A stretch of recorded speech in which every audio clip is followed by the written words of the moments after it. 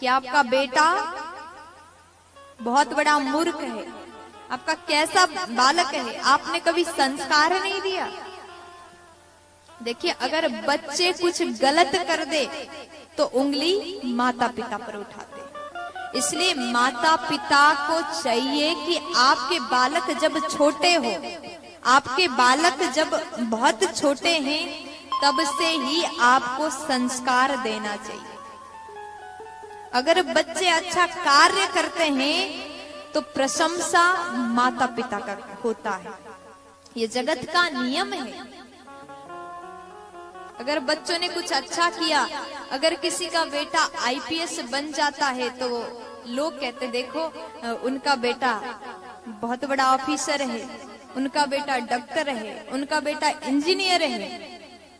लेकिन अगर किसी का बालक सड़क में बैठ करके मदिरा पीता है तो नाम बालक का नहीं, माता पिता का खराब होता है। देखो फलाना का बेटा सड़क में पड़ा हुआ है, मदिरा पान करके वही दिन भर सोता रहता है, नाम किसका खराब हुआ? किसका? माता पिता का। इसलिए संस्कार देना भी आप ही का धर्म है। जैसा आप सिखाओगे वैसा वो करेगा। इसलिए बचपन से संस्कार डालिए। अगर बचपन से ही संस्कार नहीं दिया तो भविष्य आपका खराब हो जाएगा। अगर बच्चों को संस्कार दोगे तो हमेशा आपका सम्मान करेगा, लेकिन बच्चों को संस्कार नहीं दोगे तो हालत जैसे धुंधुकारी ने उनके माता पिता का किया था, वही हालत आपका भी होगा। इसलिए हमें इस बात का विशेष ध्यान देना चाहिए। प्यार से बोलो।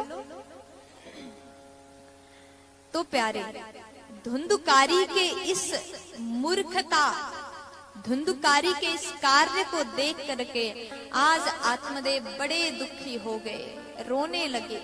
ऐसा बेटा होने से तो कुछ ना होता। पहले भी रो रहे थे बेटा के लिए, मेरे घर में एक बालक हो जाए, संतान हो जाए, बेटा हो जाए, लेकिन आज भी रो रहे हैं।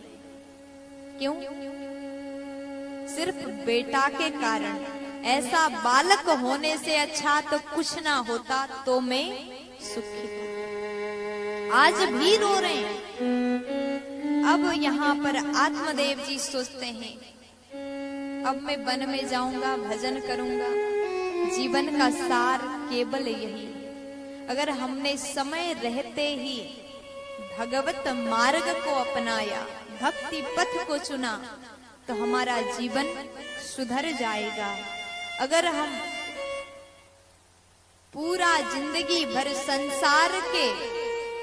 संसार के माया में ही पड़े रहे तो हमारा जिंदगी सुधरने वाला नहीं। अब आत्मदेव जी चल दिए, अब सब कुछ छोड़ छाड़ करके भजन की ओर चले। वन में जाऊंगा, तपस्या करूंगा, भगवान को पाऊंगा।